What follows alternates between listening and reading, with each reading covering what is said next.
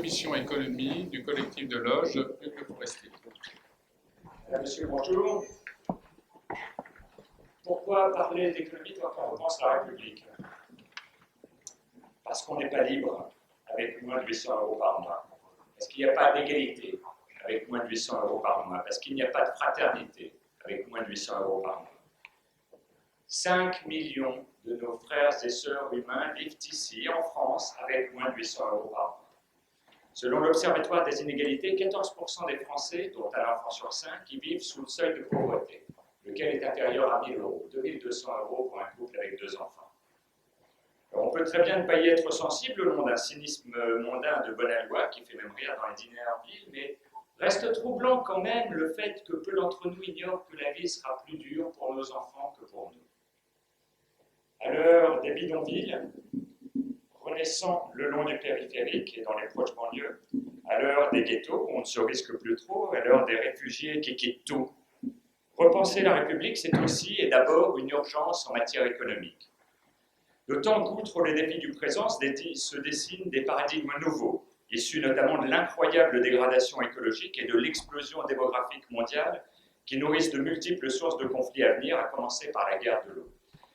Quel a été le cadre de notre travail? C'est très simple, ne pas s'attarder sur ce qui ne va pas, dont tout le monde a parfaitement conscience, et puis surtout réfléchir et proposer non pas ce qui est faisable, mais ce qui est juste. Les problématiques que nous avons retenues sont au nombre de 4. Je vais vous les citer si vous voulez bien, après quoi M. Blanc aura la gentillesse d'intervenir dessus, et puis nous passerons ensuite aux propositions.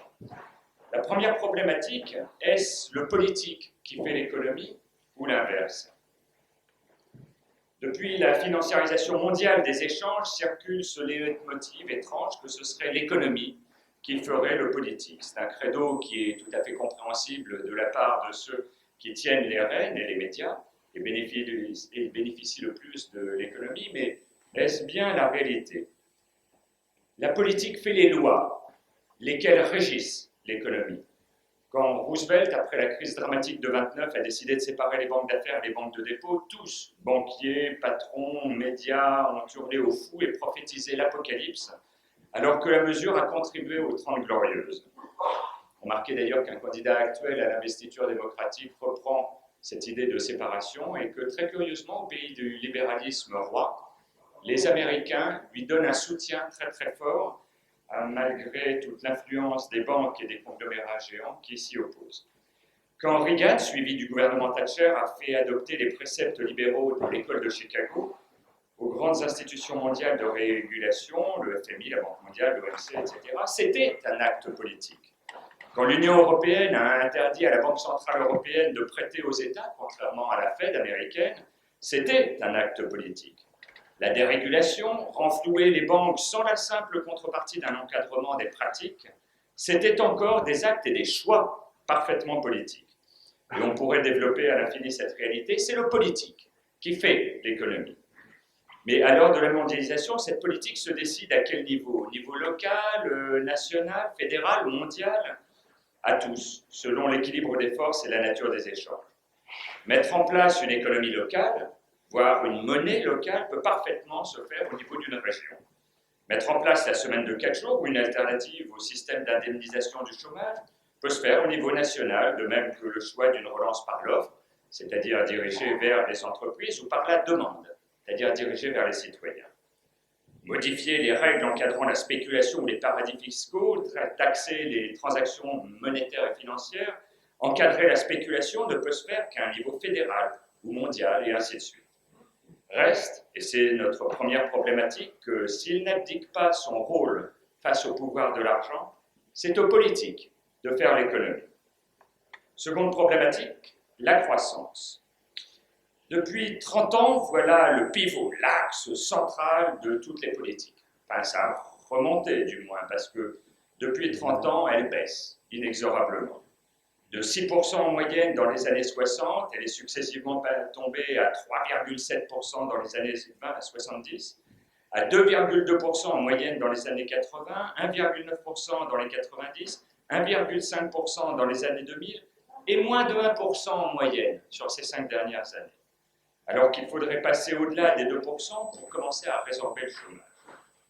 Tout le politique vise pourtant à son retour magique, certains la cherchant même avec les dents, mais tous affirmant, en dépit de leur insuccès, qu'il n'y a pas d'autre politique. Il est extraordinaire que cette économie dite du réel, qui nous est ressassée comme la seule et unique alternative, ce qui est en soi parfaitement imbécile, continue à se baser pour faire baisser le chômage sur le retour espéré d'une croissance qui ne cesse depuis des années de diminuer, et sur un concept de croissance lui-même détaché de tout progrès humain. D'autant que la croissance, sous son concept actuel, s'est avérée dans l'histoire un phénomène cyclique, sa progression étant systématiquement suivie de stagnation séculaire. Et en l'occurrence, c'est compréhensible, les innovations technologiques de ces 40 dernières années ont généré moins de croissance que la révolution industrielle, l'accès à l'eau, à l'électricité, à la voiture et tout ce qui l'entoure, parce qu'elles n'ont pas révolutionné le comportement humain dans les mêmes proportions. Les innovations récentes ne bouleversent plus le quotidien des individus. Depuis la fin des années 90, les conditions de travail n'ont pas beaucoup changé. Un ordinateur, une connexion, un téléphone, etc. Ce soi-disant réalisme économique a en nous pour principal allié le conservatisme des esprits, qui nous pousse à nous méfier de toute innovation, fût-ce au prix d'une lente dégradation de la République et de ses valeurs.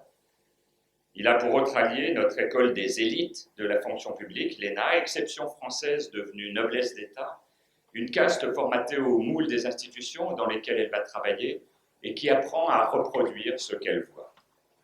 Le choix d'une société qui modère ces inégalités et en fasse un moteur plutôt qu'un asservissement de l'homme par l'homme implique pourtant le changement.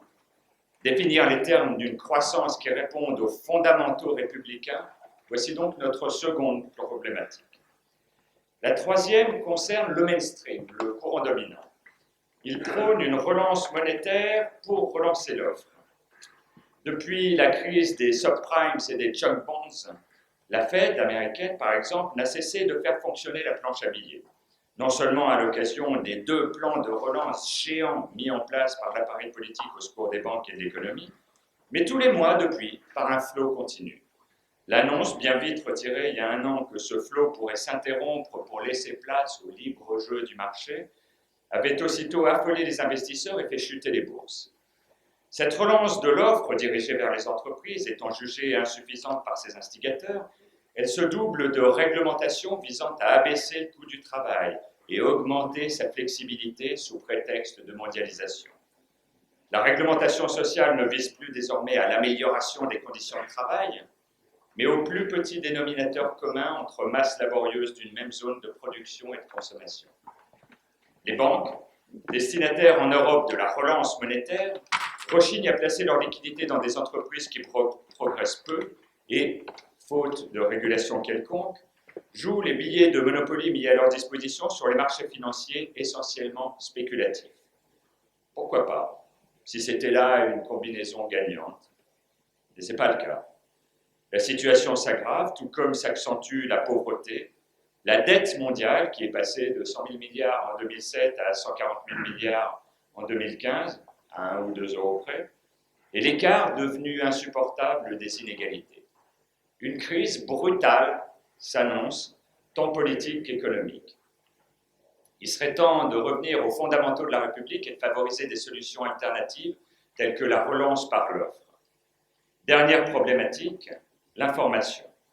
C'est l'information dont nous disposons qui nous permet de comprendre, d'analyser et de décider. Une information dont les cordons financiers sont curieusement tenus par les plus grandes entreprises, alors même que ce secteur est notoirement connu pour ses déficits d'exploitation. Nos grands patrons sont peut-être devenus des mécènes qui laissent se dire et s'imprimer des intérêts qui les desservent. Reste quand même que cette information semble souvent débilitante quand elle ne vire pas vers la pub ouverte ou le côté gala. Quand une partie de la gauche rappelle président et gouvernement à leurs fondamentaux, les humoristes, à la petite semaine, résument le fond de ce qui est dit à la personnalité et aux positions d'une politicienne en semi-retraite, plutôt que de donner du sens à la critique et aux alternatives. C'est vrai que c'est plus facile de tourner Aubry en dérision que de contribuer à faire changer les esprits. Mais à ce rythme, Quelle différence introduit-on entre les programmes politiques et les individus qui les portent? Quelles portes grandes ouvertes laissons-nous au pire du répressif sous prétexte de sécurité et au pire de la démocratie sous prétexte de pêle-mêle des pratiques entre droite et gauche, entre conservatisme et progrès républicain? Ces problématiques préparent la question qui nous réunit: quelle économie pour quelle république? Les hommes en république sont frères parce qu'ils ont les mêmes droits. Mais la république existe-t-elle encore lorsque des écarts de revenus et de patrimoine qui dépassent les 1 à 500 séparent les concitoyens? Il y a 10 ans, les 600 personnes les plus riches détenaient autant que les 50% les plus pauvres de la planète. 600 personnes, 3 milliards. Aujourd'hui, ce sont les 62 les plus riches qui détiennent autant que les 3,5 milliards les plus pauvres. Et demain, 10, 5, 3. Être républicain, c'est être un acteur citoyen, c'est être solidaire, c'est agir, s'engager dans la vie de la cité, peser sur les politiques, faire des propositions alternatives, s'impliquer comme acteur de la vie, participant aussi à l'amélioration de la vie des autres. Je deviens alors force de changement et non spectateur cynique d'un monde qui ne me convient pas. Être citoyen, c'est être responsable, prônant dans ses actes l'égalité, la fraternité, la laïcité, et cultivant le libre arbitre. La République, sur ce plan, repose sur chacun d'entre nous. Avant d'aborder les propositions, si vous le voulez bien, M. Bigorre, intervenir sur ces problématiques. Merci, bonjour. Je suis très impressionné de face à vous. Peut-être avant de m'exprimer, vous dire d'où je pars, parce qu'évidemment, je vais être amené à discuter ce qu'il vient de nous dire. Je ne suis pas économiste, hein. Ce serait une imposture de déclarer face à vous. Je m'occupe d'un think tank, d'un club de réflexion qui est financé à 100% par des particuliers et par des entreprises, qui s'appelle l'Institut Montaigne. Alors, j'ai lu votre texte avec beaucoup d'attention et j'aimerais pouvoir effectivement, parce que le cadre nous en est donné, le discuter, et j'ai envie de dire que pied à pied, pas à pas. Premièrement, j'ai deux vraies divergences sur la méthode. Vous dites, et vous l'avez proclamé, il ne faut pas nous attarder sur ce qui va mal. Eh bien, je pense qu'au contraire. Je pense qu'on ne peut savoir, on ne peut décider de fixer des priorités que si nous sommes capables de partager un diagnostic. Alors vous allez me dire que le diagnostic, il est évident. Oui, mais de quelle priorité parle-t-on? Prendre un exemple très précis. Le CICE, c'est un instrument d'emploi ou c'est un instrument de compétitivité? Vous allez me dire c'est la même chose. Pas du tout. La France a un problème d'emploi et un problème de compétitivité. La compétitivité, c'est celle des activités économiques à très haute valeur ajoutée qu'on souhaiterait pouvoir exporter. L'emploi, c'est essentiellement en France un problème de sous-qualification et de prix et d'accès au marché du travail. C'est donc deux univers qui, bien sûr, se rencontrent, ont des points de jonction, mais c'est deux questions qui sont très différentes. Si on n'est pas capable d'aller très finement sur les diagnostics, si on n'est pas capable de les étayer, de les partager, eh bien évidemment on fait comme toujours en politique, eh bien on tire avant de viser. Et généralement quand on tire avant de viser, on s'étonne ensuite de ne pas obtenir le résultat qu'on aurait espéré d'une politique publique. Donc je pense qu'il est absolument essentiel, au contraire, de nous attarder sur ce qui va mal, et c'est ce qui, à mon avis, d'ailleurs, fixe le socle d'un texte et permet ensuite de se projeter. Plus surprenant parce que je m'attendais à l'inverse en venant discuter avec vous. Vous dites au frontispice du texte, au fond ce texte, ce n'est pas sur ce qui est faisable, mais sur ce qui est juste. Eh bien, moi je trouve que c'est un renoncement que d'opposer le faisable et le juste. Je trouve que, au fond, c'est une façon de se nicher dans le confort de l'utopie. Après tout, je ne suis concerné que par ma justice. C'est même une sorte d'aveu d'impuissance. Et je pense que ce qui est faisable d'ailleurs ne l'est que parce qu'il est juste.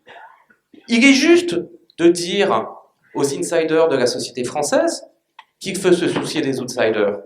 Il est donc juste de dire aux salariés que le problème le plus important n'est pas leur condition de salarié, c'est celui des 6 millions de chômeurs.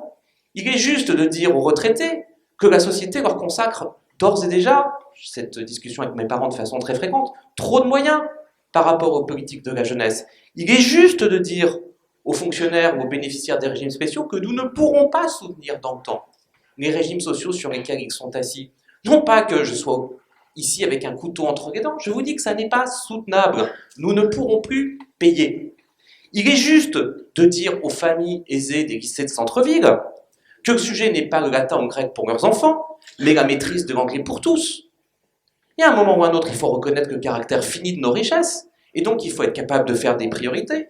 Et pour ma part, je me bats, et je porte dans le débat public des idées pour que, au fond, ce qui est juste soit faisable. Et je refuse d'opposer l'un à l'autre parce que je pense qu'une réforme n'est faisable que si elle est juste. Maintenant, si j'entre dans la discussion, cette fois-ci, non plus sur la méthode, mais si je glisse sur le fond et sur vos 4 problématiques. J'ai là aussi des séries de désaccords. Vous dites, au fond, le politique fait les lois, et les lois régissent l'économie. J'aimerais vous dire 3 choses. Pour moi, ce qui marque un renoncement terrible de nos institutions, c'est que la loi est devenue de mauvaise qualité. La loi, elle est bavarde. La loi, elle est instable. La loi, elle manque de crédibilité aujourd'hui. Et je vais vous dire, elle est rarement mise en œuvre. Je vais prendre un exemple, parce qu'il faut toujours apporter un exemple. Quand on vote une loi de transition énergétique, pour expliquer aux Français qu'on va passer à une part du nucléaire dans le mix énergétique de la France à 50%, qu'on sait que c'est faux. C'est-à-dire que le gouvernement dit à EDF que c'est faux. Que les Chinois viennent voir EDF pour dire mais on ne comprend pas bien comment vous allez faire, parce que nous on ne co-investit pas avec vous si évidemment vous êtes en situation de craquage financier. Et que EDF dit bah oui, le gouvernement nous dit qu'en fait on ne va pas le faire, mais ça a été voté par le Parlement, donc comprenez bien que les types nous prennent pour des fous. C'est-à-dire qu'aujourd'hui, on fait exactement le contraire de ceux qu'on a pris l'habitude généralement de moquer, que sont les Anglais. J'ai vécu en Angleterre. Je peux vous dire, en Angleterre, il y a peu de textes, ils sont très mis en œuvre. Chez nous, il y en a beaucoup et c'est exactement le contraire. Premièrement, la loi est de mauvaise qualité aujourd'hui, donc je me soucie qu'un système normatif de mauvaise qualité régisse l'économie parce que je vois mal comment de la mauvaise qualité produirait de la bonne qualité. Deuxième élément qui me fait discuter votre remarque, vous discutez beaucoup de la France dans le texte, mais moi je vis en Europe aujourd'hui. Et je vis dans un contexte où il y a des traités internationaux qui sont discutés, qui sont signés. Alors je fais quoi? Je fais la politique de la chaise vide parce que mes interlocuteurs qui sont d'affreux monétaristes ne me plaisent pas, ou je vais intellectuellement me battre. Et je pourrais entrer dans des choses très précises concernant la régulation financière. Prenons-en un. Vous dites, oulala, tout ce monétarisme, ça profite aux banques. Aujourd'hui, il faut savoir que les organismes les plus régulés du monde, ce sont les institutions bancaires et ce sont les compagnies d'assurance. Et oui, et qu'on interdit aujourd'hui, ou qu'on empêche, en, j'allais dire, rendant les choses extraordinairement coûteuses pour ces institutions, de détenir des actions. C'est-à-dire qu'on dit aux compagnies d'assurance qui doivent transformer votre épargne à vous tous en des instruments de long terme, on dit à ces compagnies d'assurance, écoutez, honnêtement, les actions, c'est dangereux, c'est volatile, ça fait donc bouger vos bilans. Comme on est dans un système comptable que nous, Européens, avons accepté bêtement, qui est celui effectivement des anglo-saxons, on est dans un système qu'on appelle mark-to-market, donc on marque au jour le jour la valeur des actifs, et donc on dit à ces grandes compagnies qui évidemment sont très volumineuses, vous savez, objectivement, il ne faut pas détenir d'actions. Il vaut mieux détenir, c'est bien plus solide, et c'est bien plus, au fond, prévisible, des emprunts d'État. Et puis ensuite, on se rend compte que les Qataris, les Chinois, viennent faire leur marché et achètent des entreprises européennes. Ils y entrent à coût de 5%, puis 10, puis 15, puis 20. Et puis ensuite, on voit les centres du pouvoir dans ces entreprises glisser. Mais je vais vous dire, c'est nous qui avons créé ces conditions. Pourquoi? Parce que la France ne s'est pas souciée d'être dans les lieux de discussion où il fallait être. Parce que le pouvoir public n'a jamais eu le courage de dire, à un moment ou à un autre, il y a une belle industrie financière en France, il faut plutôt la soutenir, parce que si on regarde dans la crise, le nombre de banques néerlandaises ou britanniques qui sont tombées, versus la solidité et la robustesse du système financier français, j'ai pas de honte à être français sur ce sujet-là. Les problèmes que vous entendez adresser, s'agissant de la régulation financière, sont beaucoup plus complexes qu'il n'y paraît. Et d'ailleurs, aujourd'hui, le problème, je vais vous dire, c'est plus les banques, c'est les hedge funds. C'est ce qu'on appelle le shadow banking, qui n'est pas régulé. Et rassurez-vous, compte tenu de la fiscalité du capital, il n'est pas en France. Et donc, on regarde aujourd'hui, comme les vaches dans le pré, passer le TGV, on n'a plus aucun levier sur quoi que ce soit, on a une assez faible crédibilité et on est très occupé à expliquer qu'il faut effectivement casser les institutions financières systémiques, c'est-à-dire en gros les banques françaises. Et donc, d'une certaine façon, il y a un point de jonction entre les libéraux anglais et une partie de la gauche intellectuelle française qui est pour moi un sujet d'étonnement. Troisième élément sur ces désaccords quand vous dites la politique fait la loi. Et c'est aux politiques de faire l'économie. Je suis désolé. C'est pas du tout aux politiques de faire l'économie, c'est aux salariés, c'est aux créateurs, c'est aux innovateurs, c'est à ceux qui prennent les risques financiers, mais aussi au titre de leur travail. C'est eux qui font l'économie. Et eux, ils n'ont pas du tout envie que ce soit l'État qui fasse l'économie. On a essayé ça. Me semble-t-il, vous citiez cette période, c'était votre introduction sur la Sibérie qui m'y fait penser, vous citez cette période assez glorieuse d'un moment où on a pensé que l'État allait faire l'économie. Ça ne marche pas. Et je n'ai pas d'exemple qui marcherait.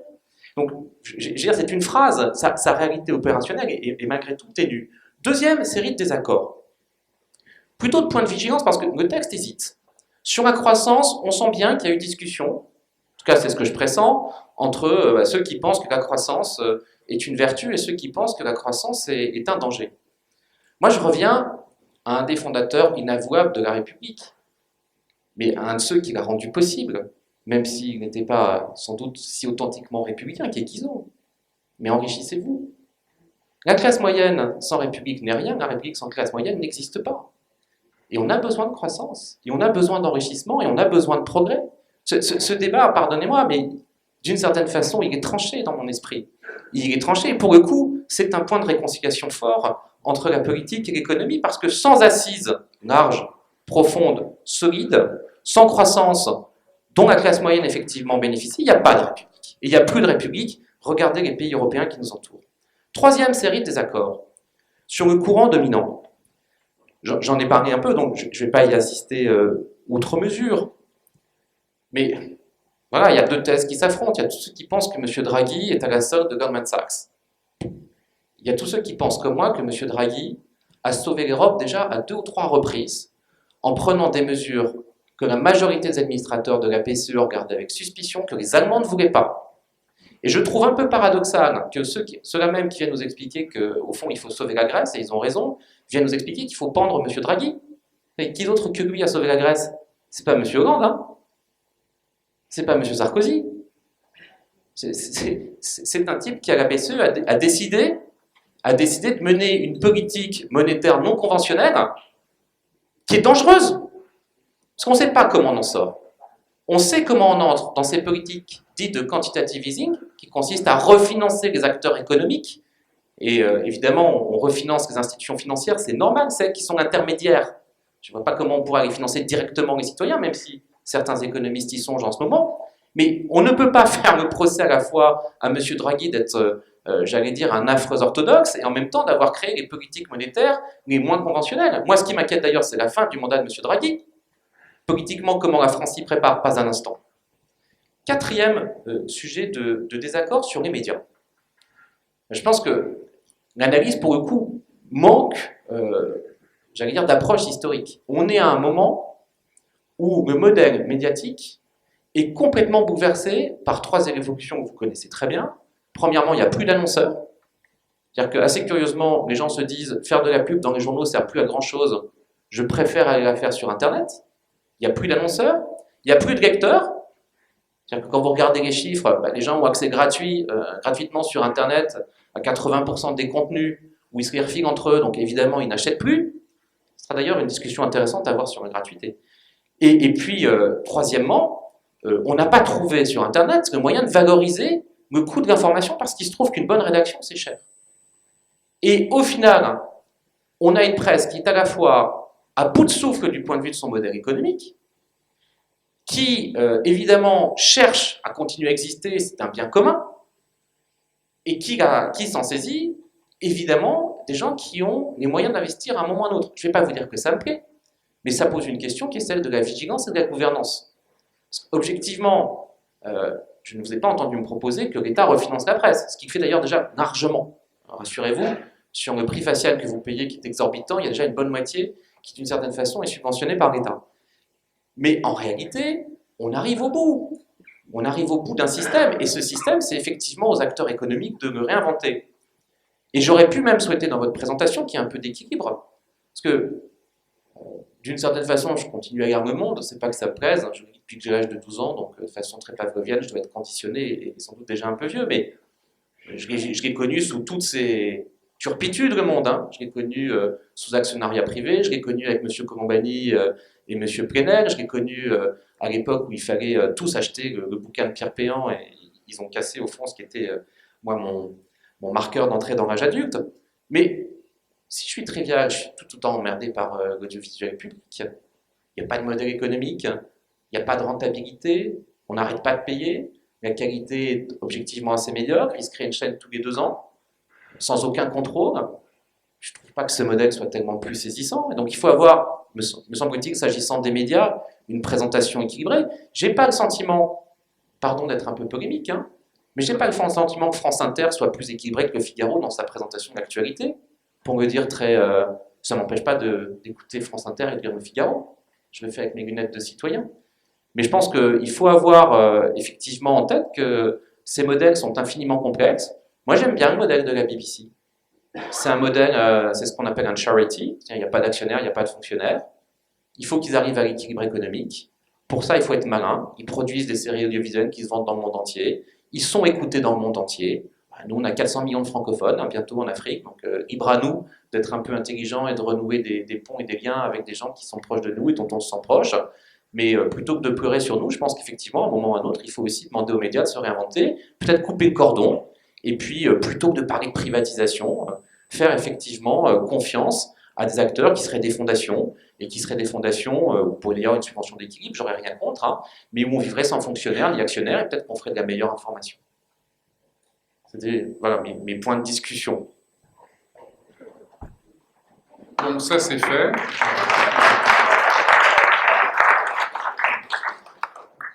Je suppose qu'il y a une réponse.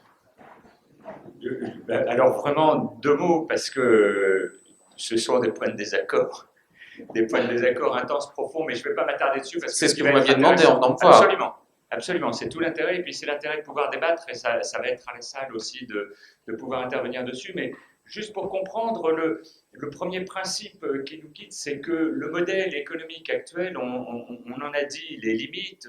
C'est vrai que quand on se retrouve avec 62 personnes qui détiennent autant que les 3,5 milliards les plus pauvres, et que cette progression est exponentielle, comme on l'a vu, c'est vrai qu'on est devant un modèle économique qui devient intenable. On le voit tous les jours, on le voit partout. On peut parler simplement des conséquences avec les réfugiés, ne pas parler des sources et des régions et des raisons, notamment au travers des conflits, etc. Quand on travaille sur ce qui est faisable et non pas sur ce qui est juste, c'est très simple, ce qui est faisable, c'est du domaine du législateur. Ce qui est juste, c'est du domaine du citoyen et c'est du domaine des revendications. C'est ce qu'on voit d'ailleurs s'exprimer d'une façon assez générale. On a en France des mouvements comme Nuit debout, on a en Europe des mouvements comme Podemos, Syriza, etc. On a des revendications comme ce que j'ai cité à l'intérieur des États-Unis. On a vraiment des revendications sur un changement de société. Et réfléchir non pas à ce qui est faisable, mais ce qui est juste, c'est également ce qui s'est fait dans l'histoire. Lorsqu'il y a eu matière à la création de la sécurité sociale, dont vous indiquiez les avantages, c'était une vraie mutation, ça n'était pas une évolution de la société, ça n'était pas simplement un aménagement, ça n'était pas une rustine, c'était une transformation à partir de ce qu'on souhaitait mettre en place et ce qui correspondait aux fondamentaux de la République. Et repenser la République, c'est justement repenser la République à partir de ces fondamentaux. Quant à dire que ça n'est pas l'État qui fait l'économique, alors nous avons un désaccord qui est un désaccord sérieux, j'en suis extrêmement heureux, mais je veux bien, comme vous, développer des exemples. Le premier qui me vient en tête, c'est le TAFTA, sur lequel on peut toujours dire que le politique, comme vous dites, abandonne son rôle vis-à-vis de l'Europe. Ça ne me semble pas être le cas, puisque c'est bien le politique, y compris les politiques français, qui travaillent au niveau de l'Europe sur les décisions, qui travaillent au niveau de l'Europe sur un projet comme celui du TAFTA. Et c'est bien les citoyens qui peuvent intervenir pour faire changer les choses, comme ça s'était produit au niveau de l'AMI, l'accord multilatéral sur l'investissement, lequel prévoyait qu'il était possible de se pourvoir contre un État s'il mettait en place des progrès sociaux qui était une contrepartie que l'entreprise, une multinationale qui souhaitait investir dans un pays, jugeait tout à fait inacceptable. Donc, il y a vraiment des désaccords. Sur l'exemple de Goldman Sachs, je ne vais pas intervenir sur M. Draghi, qui a été à Goldman Sachs, de même qu'il a fait partie d'organisations comme la Trilatérale, etc. Mais je vais quand même remarquer que Goldman Sachs détient un nombre très étonnant de ministres de l'économie aux États-Unis par le passé. Il faut un moment, comment dire. Moi, je veux bien entendre tout ça, et puis c'est un ajout de fait, donc ça paraît évidemment marqué, nous frapper au coin du bon sens, et puis ça a la force de l'évidence, mais faisons un peu de sociologie. Pourquoi est-ce qu'il y a énormément de patrons d'institutions financières ou de gens recrutés par le public issus de banques d'affaires? Pourquoi? Pour une raison simple. Je ne dis pas que c'est bien ou mal, moi j'essaye d'expliquer. Puis, vous savez, je ne suis pas un acteur politique, je regarde les choses et j'essaye de comprendre. Et je pense qu'on est face à tellement de complexité qu'à un moment, on peut rendre tout simple en empilant les faits. Mais d'une certaine façon, la seule chose à laquelle on contribue vraiment, c'est de se rendre aveugle. Pourquoi donc il y a une telle concentration? Parce que les banques d'affaires ont les moyens de se payer les meilleurs du monde. Peut-être pas les meilleurs selon vos critères, mais les femmes et les hommes, les plus diplômés, les plus résistants, ceux qui à un moment ou un autre ont ce qu'on appelle en mauvais français le track record, c'est-à-dire les expériences professionnelles les plus saisissantes, ils ont réussi des gros deals, ou alors quand c'était dans le public, ils ont réalisé des gros sauvetages, ils ont rendu de grands services, et à un moment ou à un autre, vous avez des institutions financières qui ont pris l'habitude depuis très longtemps. Ça date pas d'hier, vous savez. Monsieur Pompidou, il a aussi travaillé pour une banque d'affaires, mais on en trouverait dans les années 30, hein, et on en trouverait avant. Donc, ces institutions financières ont le privilège, peut-être exorbitant, moi je ne sais pas l'empêcher, je ne sais d'ailleurs pas s'il faut l'empêcher, ils ont le privilège exorbitant, ces institutions financières, de se payer les meilleurs. Alors, deux choses l'une, soit on considère qu'un type qui est allé travailler chez Morgan Stanley, BNP Paribas ou Goldman Sachs, monsieur François Villeroy-de-Gao qui est gouverneur de la Banque de France, soit on considère que ce type-là, il prenait à vie, il ne peut jamais plus de faire de service public, il est, j'allais dire, définitivement radié de ceux qui peuvent faire l'intérêt général, soit on considère que ces gens sont aussi des êtres humains, vous les appelez vos frères, qu'ils ont un peu de conscience et qu'à un moment ou à un autre, le passage du privé au public est un truc possible sans qu'ils y arrivent nécessairement assoiffés d'argent, assoiffés du sang des travailleurs, mais tout simplement apportant leurs compétences avec évidemment une capacité à résoudre des services éminemment complexes qu'évidemment le service public devrait pouvoir se rendre lui-même, mais il n'a plus les forces, il n'a pas nécessairement les gens, il n'a pas envie de les payer, je le comprends, au prix d'une paye ces institutions financières. Donc on fait quoi? On se prive de ce réservoir de talent pour toujours? On considère que ces gens sont marqués du sceau de l'infamie parce que, comme Macron, ils ont travaillé chez Rothschild? Ou on considère qu'au contraire, c'est la circulation, l'ouverture et la fluidité qui font l'agilité de nos sociétés? Bien sûr qu'il faut être vigilant, bien sûr que je ne suis pas naïf, mais je vous dis juste, attention au mur de Berlin. Hein. On met des années à les ériger, on met encore beaucoup plus de temps à les faire tomber. Je pense que c'est un luxe qu'on ne peut pas se payer, c'est une naïveté dont il faut sortir.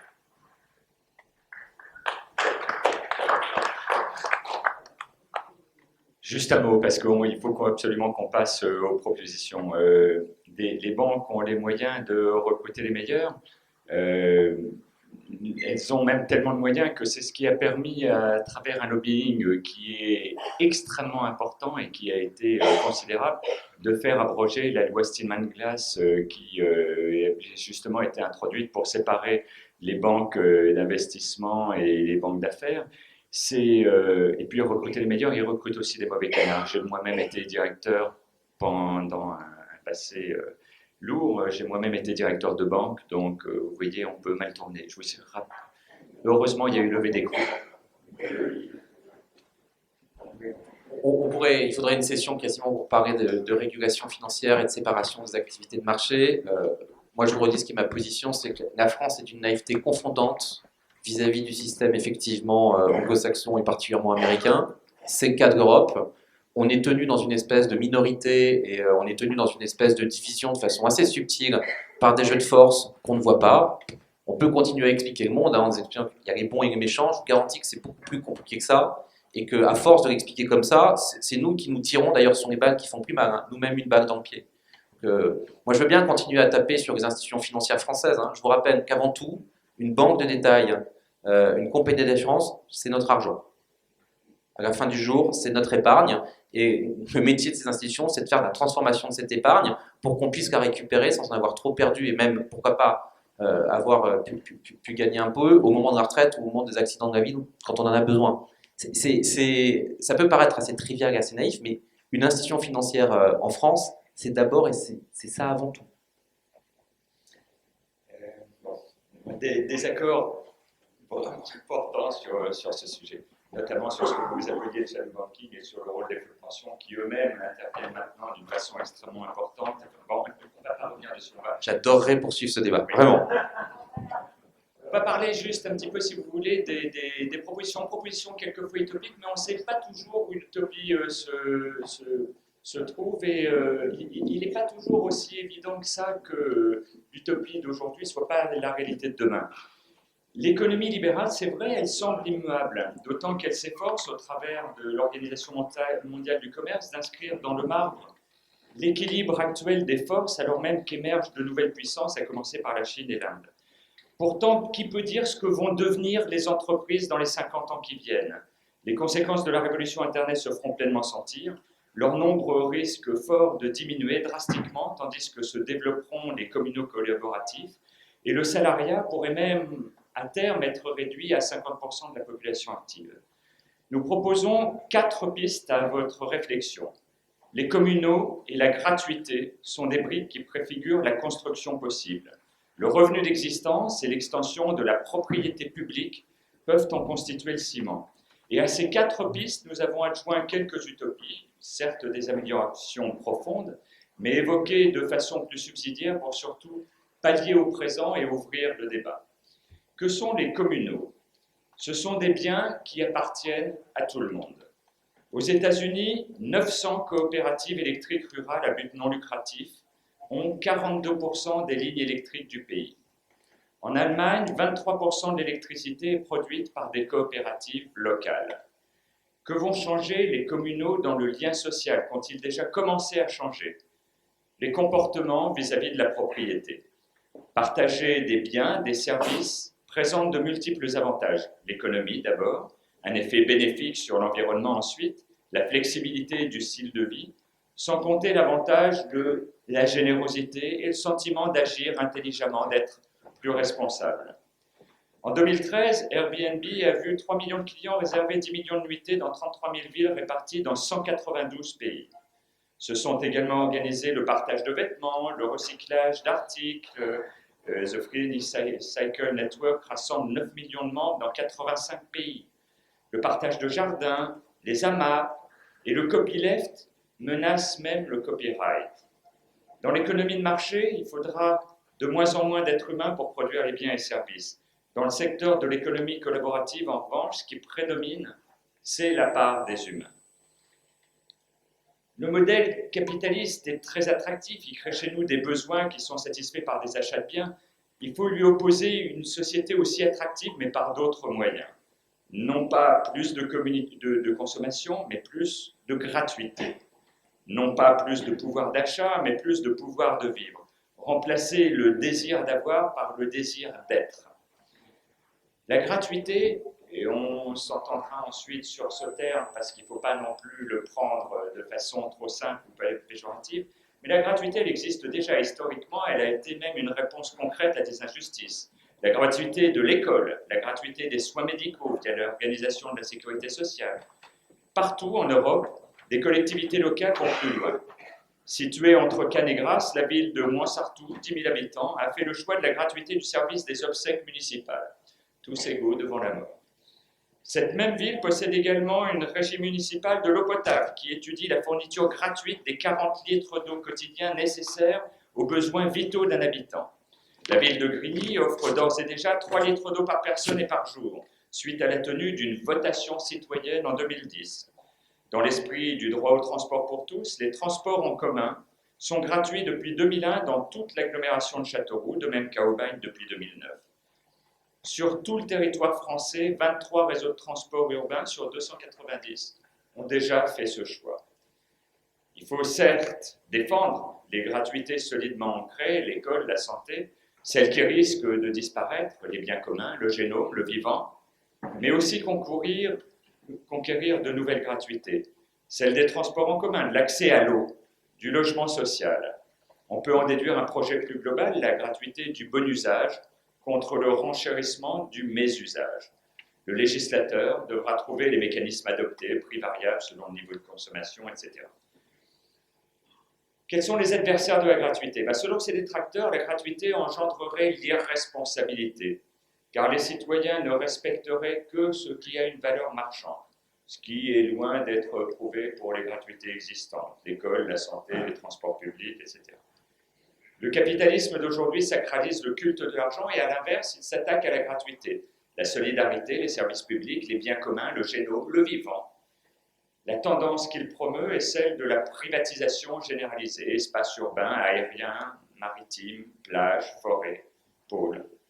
Or, avec la gratuité, tout se transforme.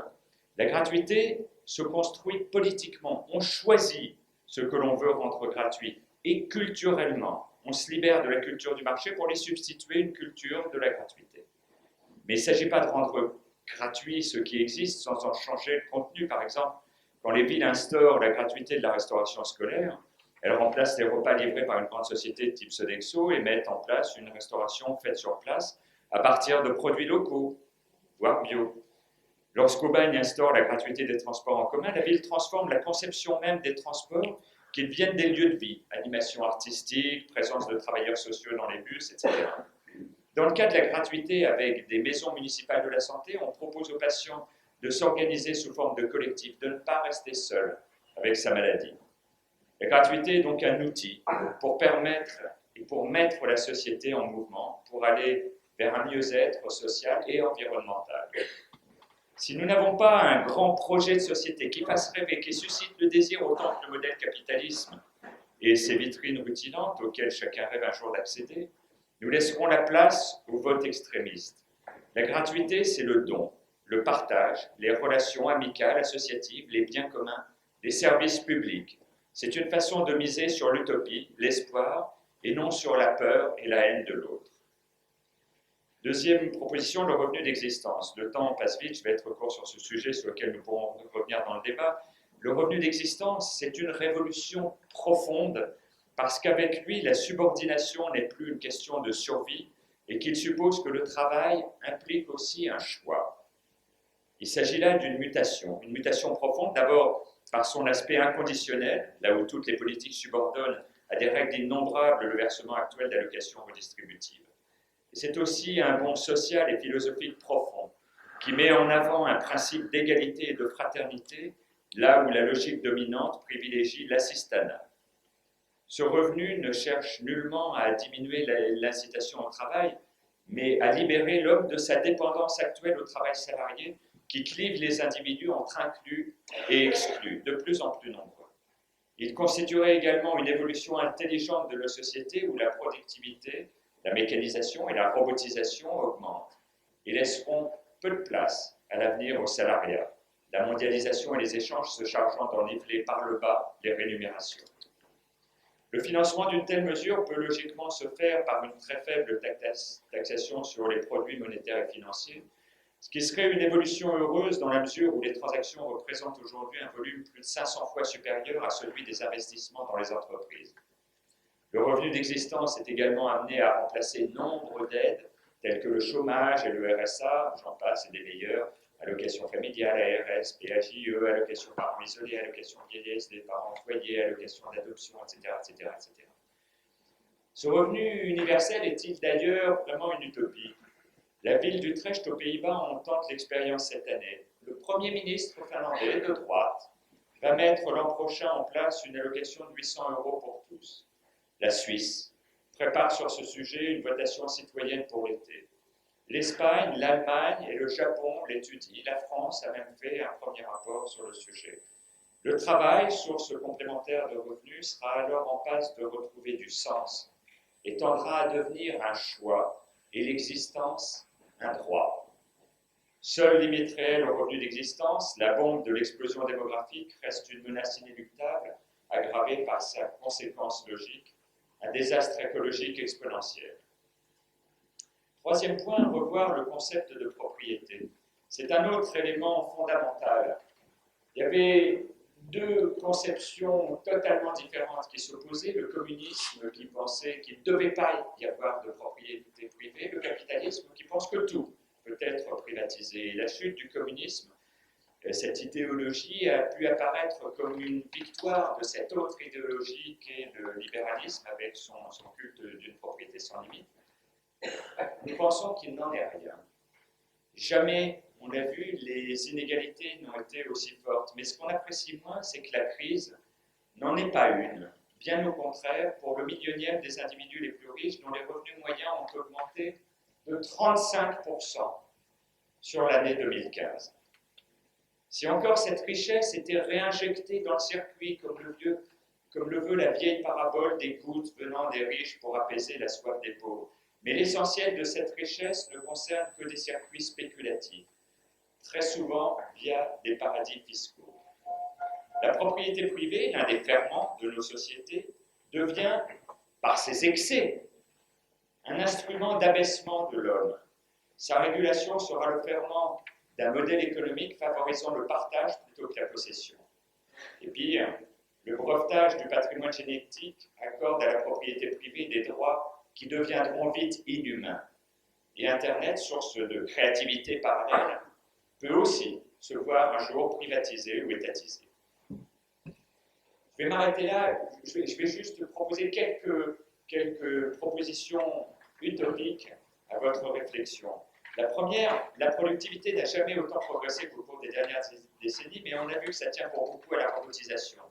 Il ne faut dès lors pas travailler plus, mais à l'inverse des idées reçues, peut-être travailler moins pour partager l'emploi.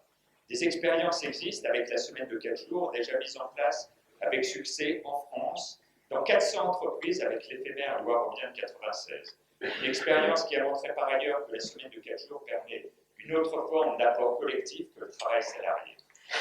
Une autre piste intéressante, mettre en place des alternatives au chômage, telles que le maintien de l'emploi au Canada dans les entreprises qui justifient d'un licenciement économique, mais qui gardent leurs employés en les payant 20% moins cher, l'État finançant la différence, ce qui lui coûte beaucoup moins cher qu'un chômeur sans emploi. Et puis, en préparation de ces changements de fond, ça peut paraître anecdotique, mais il paraît urgent de coller des rostines qui soient un peu plus solides que d'habitude à une économie qui est devenue dangereuse. D'abord, l'encadrement des pratiques bancaires par la séparation des banques de dépôt et des banques d'affaires pour socialiser les banques, en les ramenant à leur rôle de faire crédit et gérer la monnaie, et éviter du même coup un krach sinon inéluctable. Encadrement des pratiques spéculatives qui ne créent pas de valeur, interdiction de revendre une action moins de 3 jours après l'avoir acquise. La valeur de l'entreprise n'aura pas changé dans ces 3 jours. Et même taxation et transparence à l'entrée et à la sortie des paradis fiscaux. Taxation du trading hyper-fréquence qui n'apporte aucune valeur ajoutée, etc., etc. Socialiser l'Europe en rendant la Banque centrale européenne dépendante du Parlement et en l'autorisant, comme la Fed, à prêter directement aux États, ce qui permettrait aux États de réduire leur dette, dont le volume est une bombe à retardement. Et puis, si les partenaires sociaux ont pu se mettre d'accord sur un salaire minimum interprofessionnel de croissance, ils devraient arriver à se mettre d'accord sur un salaire maximum interprofessionnel de croissance. À 35 fois le SMIC, soit 50 000 € mensuels, on doit pouvoir arriver à survivre. C'est dur, mais ça doit être faisable. L'écart entre le SMIC et le plus haut salaire français, qui pouvait très bien se justifier par une émulation, était de 1 à 35 et à 35 ans. Il est de 1 à 580 aujourd'hui. Ce qui se justifie par quoi, mis à part un carnet d'adresse. D'autres rustines encore? Favoriser l'économie locale, bien sûr, par exemple en isolant les bâtiments par l'extérieur. Favoriser les énergies individuelles, développer hydrogène, biomasse, etc. Le chantier est énorme, il n'y a que notre imagination qui en limitera les effets.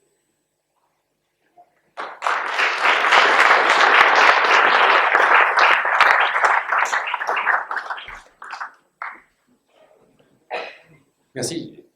Je ne sais pas par où tout prendre. Je pense qu'on ne va pas avoir le temps de tout prendre. Donc je vais aller peut-être directement à ce que m'inspire ce programme. Pour dire franchement, moi je vous trouve à la fois malthusien et pessimiste. Et je ne me résous pas à avoir comme seule ligne d'explication que il y a les méchants. Les méchants, c'est les grosses entreprises et les gros financiers. Il y a les gentils, nous tous. Et puis, c'est le principe de fonctionnement de l'économie parce que ça ne fonctionne pas comme ça. Alors, je vais commencer par la fin. Vous dites, la propriété, au fond, c'est un truc issu du capitalisme. Si, vous avez dit. J'ai noté. La propriété, pour moi qui suis, j'imagine comme vous, très attaché à cet événement un peu important de la fin du XVIIIe siècle, la propriété, c'est la Révolution française. Donc c'est pas le capitalisme, c'est la Révolution française. Et de ce point de vue-là, deux remarques. La première, c'est que, moi, objectivement, réinventer l'économie sans cet instrument qui est la propriété individuelle, je ne vois pas bien, enfin je vois assez bien où ça conduit, mais je ne vois pas bien une alternative qui aurait émergé. Maintenant, deux points qui sont extraordinairement importants. Contrairement à vous, je pense qu'il faut être capable de plus en plus, dans un système qui est devenu, et on peut dire que c'est pas bien, mais le système est ainsi compétitif, être capable, y compris à des chercheurs publics, de dire vous vous êtes distingué sur la base d'un mérite, d'un talent, vous êtes capable d'avoir un brevet, vous êtes capable de l'exploiter, créer de la richesse.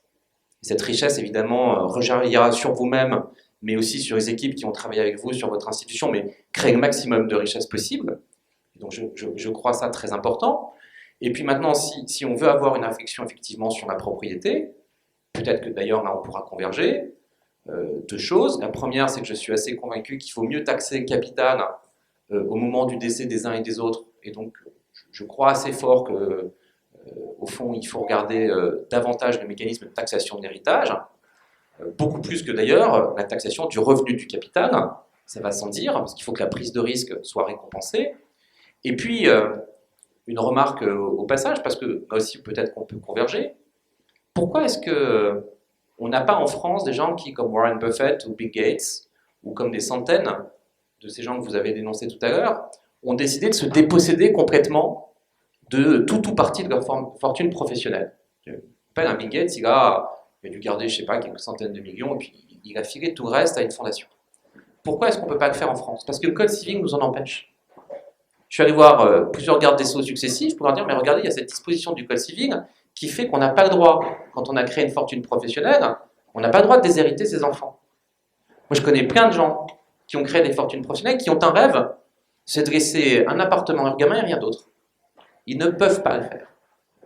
Donc ça fait partie effectivement, à un moment où on n'a jamais autant accumulé, à l'échelle parfois d'une demi-génération de capital, des mécanismes qui montrent que la société française a un mal fou à s'adapter effectivement à ces mouvements. Je ne lui en fais pas le procès, je constate juste, et c'est mon rôle, que effectivement aujourd'hui, à la marge, il faut savoir revoir certaines institutions. Sur le revenu universel, alors, vous passez, c'est quand même gênant, Hugues, en permanence des chiffres macro sur les inégalités internationales aux chiffres, ou en tout cas à une réalité française. Peut-être deux points. C'est qu'on est dans une période historique de montée des classes moyennes dans les pays émergents, donc d'accès de centaines de millions d'individus à des biens, à des services, à des niveaux de vie qu'on n'envisageait pas il y a 30 ans. Et on aurait eu ce débat il y a 30 ans, on serait dit, voilà, on est mal parti, on va rester sur un monde archi-polarisé. Le monde n'est plus celui-ci. Deuxième remarque, s'il y a bien un pays qui se caractérise par sa résilience à la montée des inégalités, c'est le nôtre. Pour deux raisons que vous connaissez d'ailleurs assez bien, comme citoyen et comme contribuable. et d'ailleurs j'aime que le plus souvent ce soit la même chose, 57% de dépenses publiques en France, 33% en France de dépenses sociales, c'est-à-dire de revenus de transfert. 6 points de plus que la moyenne de l'Union européenne. Donc, je veux bien qu'on m'explique qu'on est le pays le plus inégalitaire de la Terre, je vais avoir du mal à vous croire. Tout simplement parce qu'on est celui de l'Union européenne qui est presque le plus généreux, et on est largement plus généreux que la moyenne. C'est d'ailleurs un sujet. Et donc pour moi, mon sujet aujourd'hui, c'est pas l'instauration d'un revenu universel. J'aime mieux la façon dont vous prenez par la fin. C'est comment est-ce qu'on rend lisible un système social qui est devenu illisible.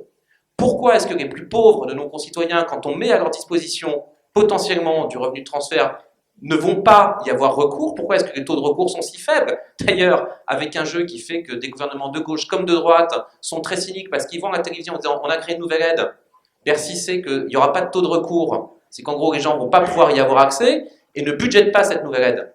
Hein, c'est ça la réalité aussi, à un moment ou à un autre de, pardon, je vais être un peu ironique, de la République, avec des guillemets. Hein. Et donc, moi je ne suis pas à la recherche d'un revenu universel dont je vois bien les écueils techniques, et puis par ailleurs philosophiquement, j'aime le lien, pardonnez-moi de le dire, entre le revenu et le travail. Donc, le fait de couper le lien entre le revenu et le travail, c'est un truc sur lequel on pourra peut-être débattre, mais c'est pour moi couper un lien ontologique, structurant, constructeur de nos sociétés et des processus éducatifs. Et donc le revenu universel ne m'intéresse pas. Ce qui m'intéresse dans un premier temps, c'est la clarification des systèmes d'aide sociale. Prenons-en un, l'assurance chômage. On a fait un choix historique en France, que je trouve d'un cynisme sans nom. C'est qu'on dit, en gros, à des chômeurs, écoutez, la réalité, c'est qu'en gros, depuis 1980, on ne s'est pas créé de job, particulièrement pour les moins qualifiés. Bien sûr, vous pourriez nous en vouloir, mais c'est comme ça. On pourrait en créer, hein, mais c'est comme ça. Et donc, en fait, comme on est des gens à la fois incapables de créer les jobs dont vous avez besoin, mais qu'on essaye d'être des gens gentils, on va vous donner des allocations un peu plus longues qu'ailleurs, donc on va vous les donner sur plusieurs années, et puis avec des taux de remplacement un peu plus forts que la moyenne. Mais c'est pour ça de tout compte. Hein. Que font des économies comme les économies, allez, nordiques? Oui, je prends les sociodémocrates. Les sociodémocrates disent, nous on veut des systèmes d'allocation assez courtes, avec des taux de remplacement assez dégressifs, et par ailleurs, on met beaucoup plus d'argent sur l'encadrement, c'est-à-dire la formation et le suivi des chômeurs, que sur le système d'allocation. Pourquoi? Parce qu'on ne se complaît pas dans le cynisme qui consiste à dire à un chômeur, t'es gentil, tu prends tes allocs, et puis tu traces parce qu'en réalité, on n'a pas grand-chose à t'offrir. Et il faut quand même avoir le courage de dire à un moment ou à un autre que ces systèmes sociaux modèlent la société, que ces systèmes sociaux induisent des comportements, que ces systèmes sociaux portent en eux effectivement à la fois des paradoxes parce qu'on en a besoin, parce qu'ils sont utiles, mais que par ailleurs, ils bloquent aussi des mécanismes à un moment ou à un autre de remise en action des gens. Hein. Et ça, c'est une réalité qui est archi-objectivée par toute la littérature économique, de gauche comme de droite. Ça. De l'OFCE jusqu'à d'autres départements d'économie qui ne sont pas sur le modèle de l'OFCE. Donc voilà, sur le revenu universel, je pense qu'avant de faire le grand soir, il y a un sujet, c'est s'occuper effectivement d'efficacité, s'occuper de redonner du sens à des systèmes qui aujourd'hui ne fonctionnent plus. Le grand soir m'intéresse moins que le ici et le maintenant. Sur la gratuité, c'est mon plus grand désaccord. C'est mon plus grand désaccord. Premièrement, parce que ce que vous dites n'est pas vrai. Les soins en France et l'éducation, ça n'est pas gratuit. C'est payé par des cotisations sociales d'employeurs et de salariés, et c'est payé par des impôts. Ça n'a pas de prix. Pardon du jeu de mots. La santé et l'éducation n'ont pas de prix. Et on n'en connaît pas de prix. C'est-à-dire, on ne sait pas ce que ça fait quand ça manque, et on ne sait pas combien ça coûte. Et c'est tout le problème. Pourquoi est-ce qu'on consomme n'importe comment l'électricité? On consomme n'importe comment l'électricité parce qu'on ne sait pas bien combien ça coûte. On ne sait pas bien unitairement leur chauffer ce qu'elle coûte. On n'a pas de signal. Hein. On ne sait pas ce que coûte l'école, on ne sait pas ce que coûte la non-école. Et ça donne quoi? On est le seul pays du monde où l'élite s'offre 3 masters. On est le seul pays du monde où on dit aux plus nantis, vous allez aller dans l'enseignement supérieur sélectif qui est gratuit, voire payé, pas payant, payé. Et on trouve ça normal. Moi j'étais patron dans un établissement d'enseignement supérieur, il y avait plus de 60% de gens qui étaient à 6-7 fois le revenu médian. Et il aurait fallu que je leur dise c'est gratuit. Mais bien sûr que je les ai fait payer. J'ai fait 2 réformes dans mon établissement, c'était à Sciences Po. Et je les ai fait payer cher, je vais vous dire. Et je les ai payés cher parce qu'avec l'argent que je leur prenais, je payais des boursiers. Donc non à la gratuité, parce que la gratuité, c'est peut-être la bonne conscience qu'on en retire les uns les autres, c'est la certitude d'une chose, c'est que partout c'est sélectif, eh bien c'est les plus riches qui auront accès avant tous les autres. Je vais vous dire, au Brésil c'est la même chose. Vous voyez les universités publiques au Brésil qui sont d'extraordinaire qualité, trustées par les familles riches de Rio ou de Brasilia ou de Sao Paulo. Et les universités payantes, celles qui ne fonctionnent que le soir parce qu'il peut y avoir de cours de jour, les gens bossent, ou vous avez les gens pauvres. C'est ça la gratuité. Et la gratuité, par ailleurs, pardon de se couper, c'est le non-investissement. C'est pour ça que c'est malthusien. Plus vous rendez les transports peu chers, plus vous les rendez gratuits, et plus vous dites, mais ils fonctionnent mal ces transports. Bien sûr, on n'investit plus. Pourquoi on n'investit plus? Mais parce qu'il n'y a pas d'argent. Il n'y a plus d'argent. Alors on prend l'argent, on prend de l'impôt. Et donc, en fait, ce qui est formidable dans ce système de la gratuité ou des prix bas, c'est qu'un type comme moi qui doit aller voir, je ne peux pas divorcer, ma fille à Nancy, mais c'est vous tous qui payez mon billet de TGV.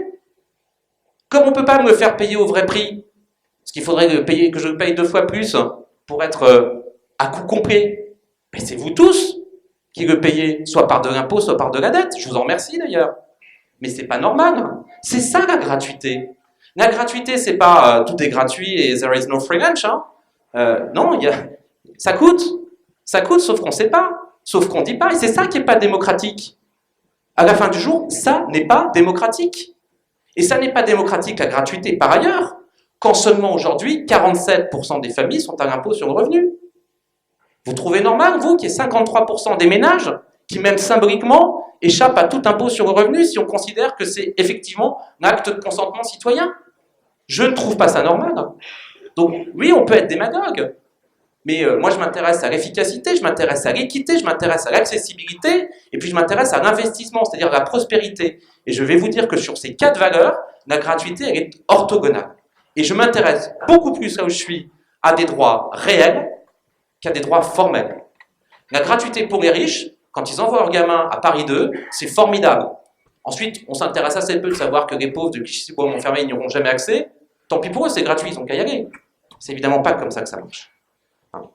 Maintenant, sur le dernier, qui était en fait votre premier sujet, vous nous parlez, au fond, des modèles d'économie solidaire et des modèles alternatifs au modèle capitaliste.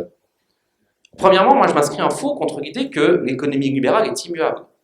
Parce que dire ça, c'est ne pas comprendre ce qui se passe en Chine. La plus grande révolution capitaliste du monde, elle est chinoise, elle a 20 ans. C'est ne pas comprendre ce qui se passe dans quantité de pays émergents, ça n'est pas comprendre ce qui se passe sur les marchés de matières premières, que ce soit l'énergie, que ce soit les matières premières qu'on consomme directement, ça n'est pas comprendre que la crise financière n'est pas une crise financière, c'est un accident dans une mutation, et que cette mutation, eh bien, évidemment, est en train de faire jouer une tectonique des plaques très profonde, et donc c'est à nouveau se mettre en situation de ne pas appréhender les faits. Je veux dire, le sujet, vous nous dites qu'il y a des coopératives aux États-Unis et en Allemagne. Ah, ça, c'est sûr que vos coopératives aux États-Unis, je les connais. C'est partout où les opérateurs privés ne veulent pas aller parce qu'il n'y a pas d'argent à faire. Qu'il a bien fallu que les gens se débrouillent. Mais ce n'est pas exactement l'histoire que vous nous vendez. Et d'ailleurs, le communaux le plus important du monde, il s'appelle EDF. C'est un communaux ou un communal. Donc, on les a et on voit les problèmes que ça pose quand il s'agit de réinvestir ou mieux de piloter. Donc, moi, je trouve le modèle d'économie sociale et solidaire sympathique. J'ai aucun problème avec ce modèle, il faut qu'il se développe. D'ailleurs, il y a des secteurs entiers où, objectivement, je ne suis pas sûr que ce soit le profit qui puisse le mieux drainer l'investissement, l'innovation. Donc moi, je ne suis pas un libéral couteau entre les dents, vous dire il y a un modèle et un seul, et puis suivez-le tous, et puis mort aux vaincus. Non, c'est pas vrai. Mais moi, ce que j'aimerais qu'on développe en France, je vais vous dire, c'est le tiers secteur. C'est-à-dire l'endroit où les gens ne sont ni actionnaires ni fonctionnaires. J'ai un modèle archétypique de ça, c'est l'université. Je ne vois pas pourquoi, objectivement, je comprends très bien, il y a 100 ans, qu'il ait fallu que les professeurs d'université soient indépendants, que cette indépendance soit garantie par la Constitution. Il fallait les protéger effectivement de forces qui pouvaient être nuisibles. C'est quand même plus le cas aujourd'hui. Regardez les meilleures universités du monde, qu'elles soient en Allemagne, qu'elles soient en Grande-Bretagne ou aux États-Unis ou ailleurs, elles se développent aujourd'hui sur un modèle où il n'y a ni fonctionnaires, ni actionnaires.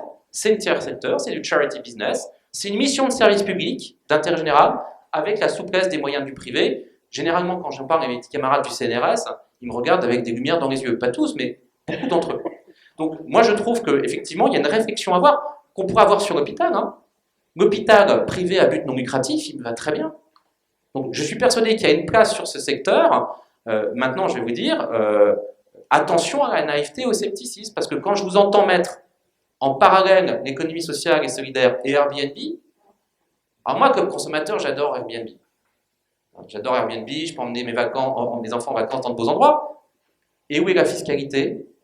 Et où est la contribution, effectivement, au commun? Donc, attention à ces modèles économiques qui ne sont pas de l'économie collaborative, c'est du business.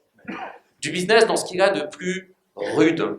Et nous, comme on est très naïfs, on leur dit, bah écoutez, voilà, c'est formidable, l'Europe c'est un truc très chouette, particulièrement la France où les étrangers aiment bien venir, c'est un immense terrain d'atterrissage. Alors venez atterrir, et évidemment au moment où vous allez redécoller, on va oublier de vous prendre quelques euros parce que il se trouve qu'il y a des pistes d'atterrissage à faire fonctionner, et on est d'une naïveté confondante. Pourquoi? Par manque d'Europe. Parce qu'on ne peut être dans le bras de fer avec des acteurs qui pèsent plusieurs dizaines de milliards, c'est comme avec les institutions financières. Et c'est pour ça que moi, ma réponse est toujours l'Europe, que si on est unis, parce que la France ne fait pas peur à elle toute seule. Si vous allez parler du marché espagnol, italien, français, britannique, allemand, là, immédiatement, vous faites peur à ces gens. Et donc, attention, il faut séquencer les choses. Oui, il y a une révolution, effectivement, des modèles économiques.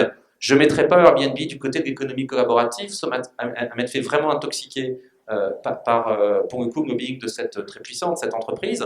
Je la mettrai du côté des capitalistes purs et durs, et des capitalistes qui pires. Pire. Moi, j'aime bien les capitalistes, pour être honnête avec vous, parce que généralement, le capitaliste, c'est quelqu'un qui a du capital, qui prend un risque et qui crée de la richesse. Ce que je n'aime pas, c'est le capitaliste sans capital, parce qu'il ne prend aucun risque. Et le capitaliste qui ne prend aucun risque, c'est le plus dangereux.